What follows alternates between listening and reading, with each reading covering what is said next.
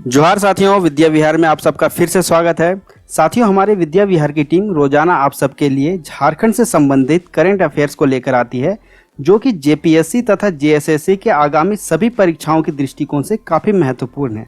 तो चलिए हम लोग आज का करंट अफेयर्स डिस्कस कर लेते हैं, जो कि 31 मई 2023 का है।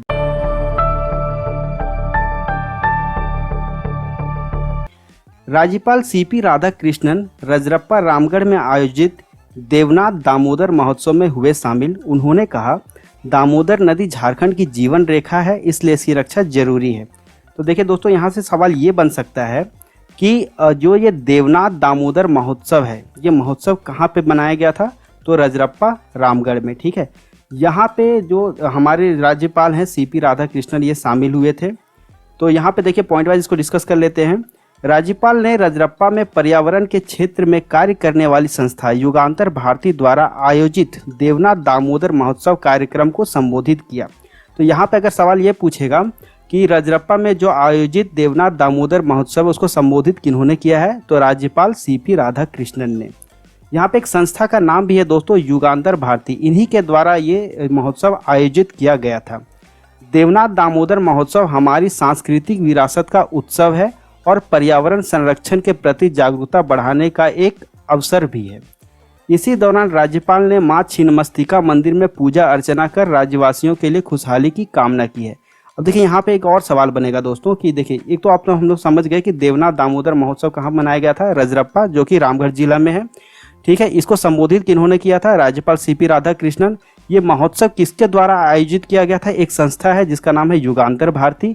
और यहाँ सवाल ये बनेगा दोस्तों, देखिए झारखंड जीएस के पॉइंट ऑफ व्यू से अगर देखा जाए तो मां छिन्नमस्तिका मंदिर जो है ये कहाँ पे है? ये रजरप्पा रामगढ़ में हो जाता है। ठीक है दोस्तों, तो इसको आप लोग थोड़ा सा ध्यान दीजिएगा, क्योंकि ये झारखंड का जो जीएस है उससे रिलेटेड हो जाता है। मां छिन्नमस्तिका मंदिर कहाँ पे है?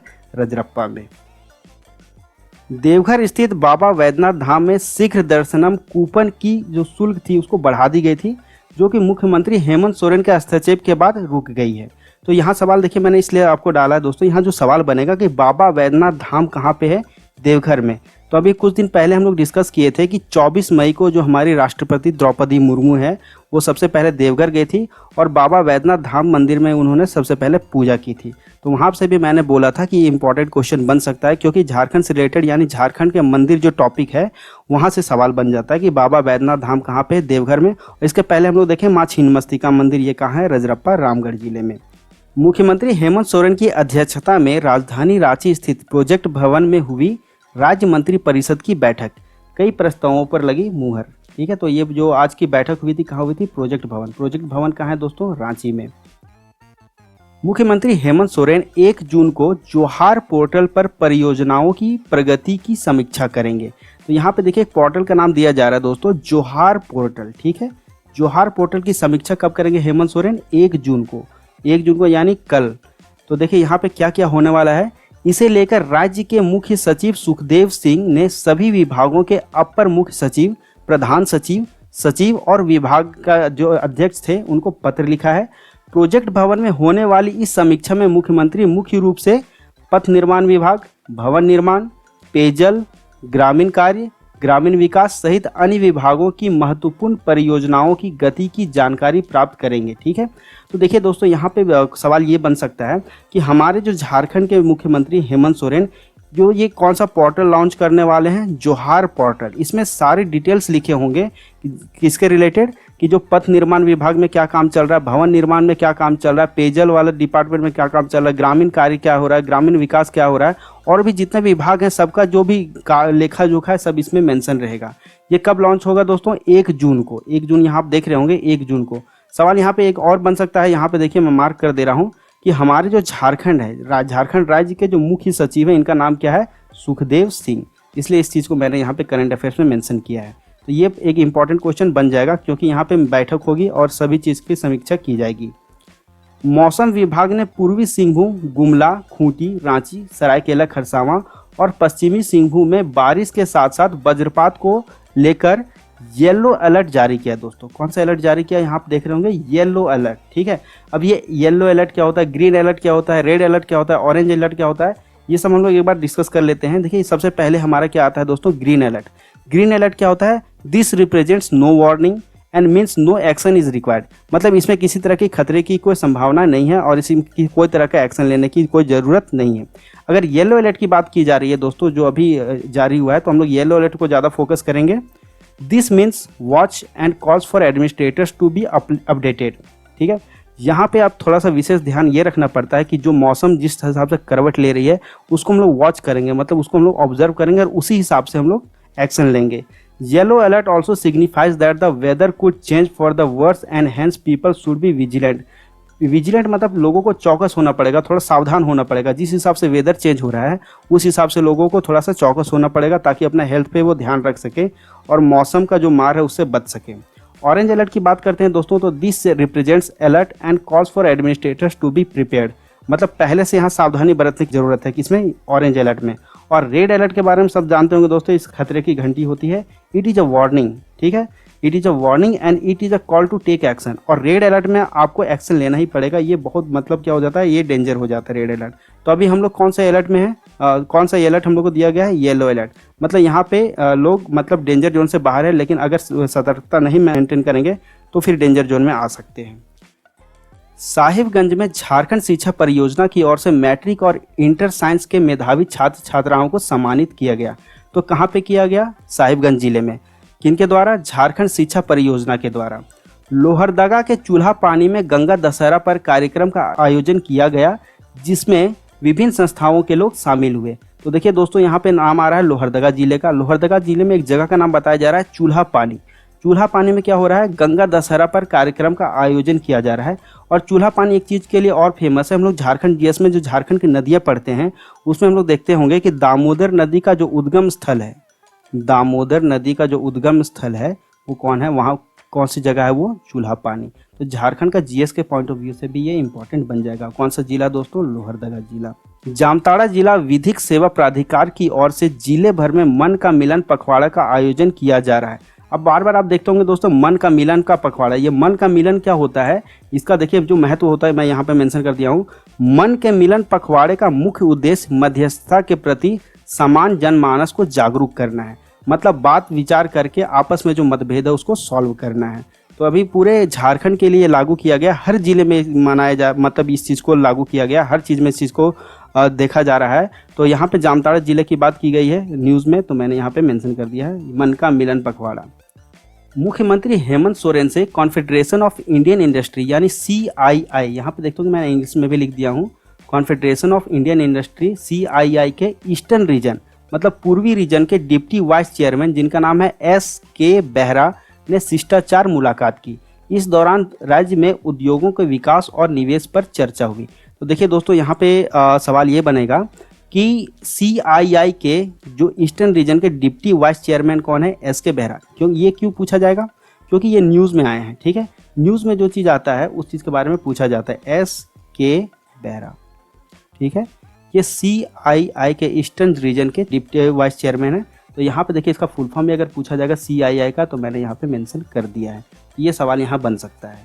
नमामि गंगा योजना के तहत 28 से 31 मई तक रामगढ़ जिले में मनाए जा रहे मिशन लाइफ कैंपेन को लेकर रजरप्पा मंदिर परिसर में हस्ताक्षर अभियान चलाया गया। इस दौरान राज्यपाल CP राधाकृष्णन ने हस्ताक्षर कर अभियान की शुरुआत की। अभी थोड़ी देर पहले हम लोग जो आज का पहला करंट अफेयर्स था दोस्तों, हम लोग रजरप्पा रामगढ़ के बारे में ही डिस्कस किए थे, ठीक है। यहाँ पे देखिए आपको फिर से देखने को मिला होगा नमामि गंगे योजना, ठीक है। नमामि गंगे योजना कब से कब तक चली, 21 से 31 मई तक रामगढ़ जिले में चली, ठीक है। यहाँ पे कौन सा कैंपेन लगाया गया था दोस्तों, मिशन लाइफ कैंपेन लगाया गया था। कहाँ पे, रजरप्पा के मंदिर परिसर में।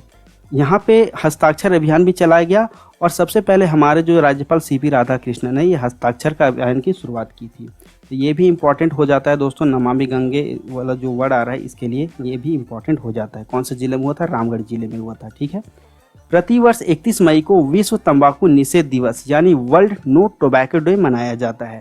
तो इस वर्ष का जो थीम है दोस्तों, हमें भोजन चाहिए तंबाकू नहीं, we need food not tobacco. ये तस्वीर में देख रहे होंगे दोस्तों कि हमारा ये जो दिख रहा होगा ऑन 31 मई 2023 WHO यानी world health organisation and public health champions around the world come together to celebrate world no tobacco day, ठीक है, वर्ल्ड नो टोबैको डे। और यहाँ पे आप फिगर में भी देख रहे होंगे दोस्तों कि यहाँ पे देखिए सिगरेट को क्या किया जा रहा है, निषेध किया जा रहा है। यहाँ पे लिखा हुआ भी है वर्ल्ड नो टोबैको डे। तो क्या होता है ना कि ये नशा जो होता है आपके शरीर को खोखला कर देती है, आपके फेफड़ों के लिए काफ़ी नुकसानदेह होती है। और इस साल का जो थीम है यानी वर्ल्ड नो टोबैको डे का, we need food not tobacco, मतलब हमें भोजन चाहिए तंबाकू नहीं। तो ये थीम भी पूछा जाएगा, ये 2023 का थीम है दोस्तों, तो ये आप देख लिए। झारखंड उच्च न्यायालय के न्यायाधीश आनंद सेन की खंडपीठ में फार्मेसी परीक्षा को लेकर दाखिल याचिका पर सुनवाई हुई।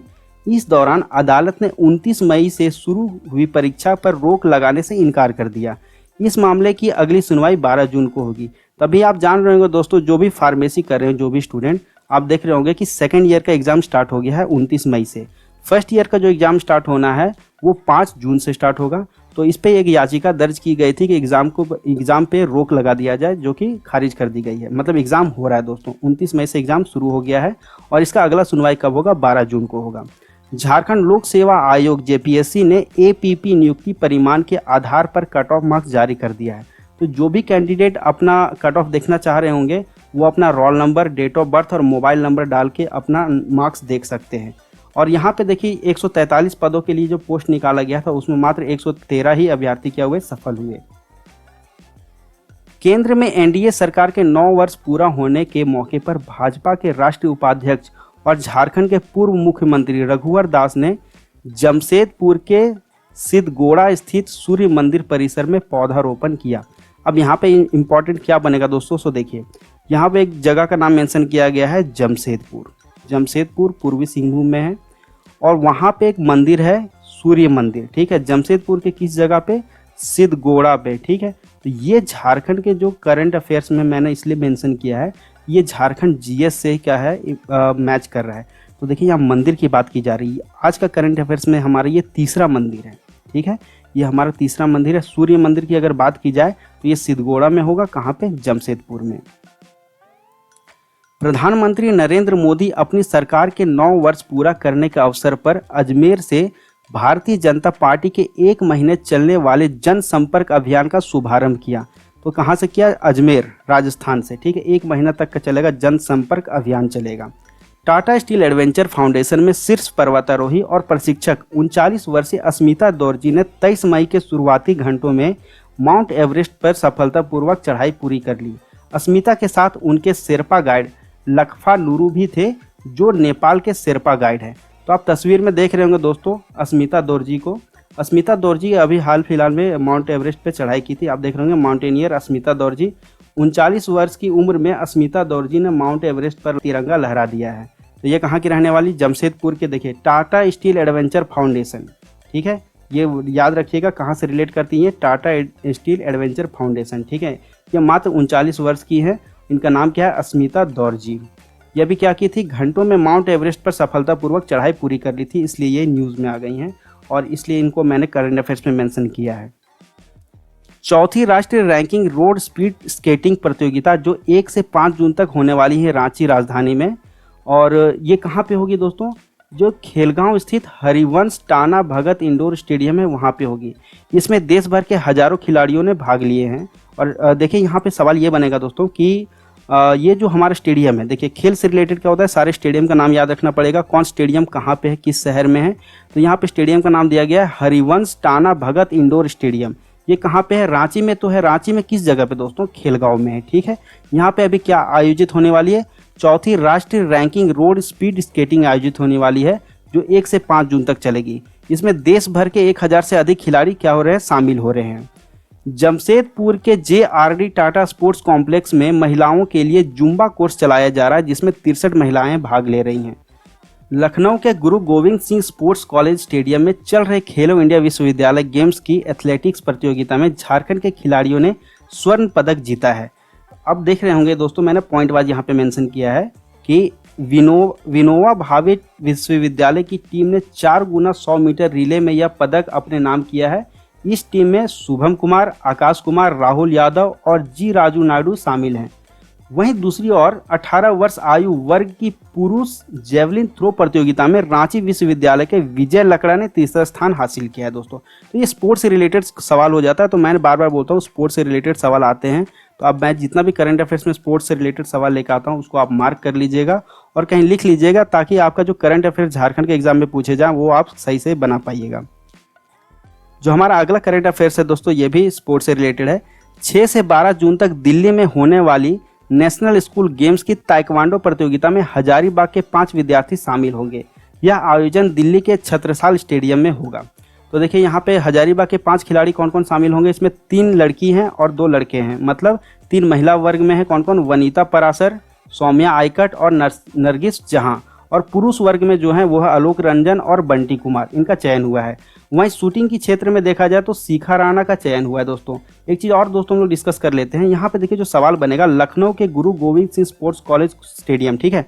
तो सवाल यहाँ पे ये पूछेगा, क्योंकि देखिए हमारा जो विनोबा भावे के स्टूडेंट है वहाँ पे, और जो झारखंड जो रांची विश्वविद्यालय के स्टूडेंट है उन्होंने वहाँ पे जीत हासिल की है।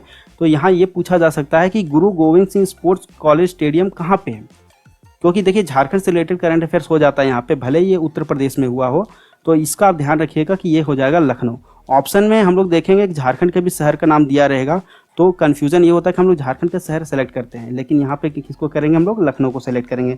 गुरु Govind Singh sports college stadium कहाँ पे है दोस्तों, लखनऊ में है, ठीक है। यहाँ पे 2 यूनिवर्सिटी के स्टूडेंट यानी विनोबा भावे विश्वविद्यालय जो कि हजारीबाग में है और रांची विश्वविद्यालय जो कि रांची में है, यहाँ के स्टूडेंट्स ने जीत हासिल की है। इस चीज़ का आप लोग विशेष थोड़ा ध्यान रखिएगा, स्पोर्ट्स से रिलेटेड है। दोस्तों कल का जो हमारा सवाल था, भारतीय जूनियर महिला हॉकी टीम में झारखंड से किस खिलाड़ी का चयन हुआ है, तो देखिए दीपिका सोरेन का भी हुआ था, महिमा टेटे का भी हुआ है और रोपनी कुमारी का भी हुआ है। तो इसका आंसर क्या हो जाएगा दोस्तों, उपरोक्त सभी खिलाड़ियों का हुआ, तो इसका ऑप्शन डी क्या हो जाएगा, करेक्ट आंसर हो जाएगा।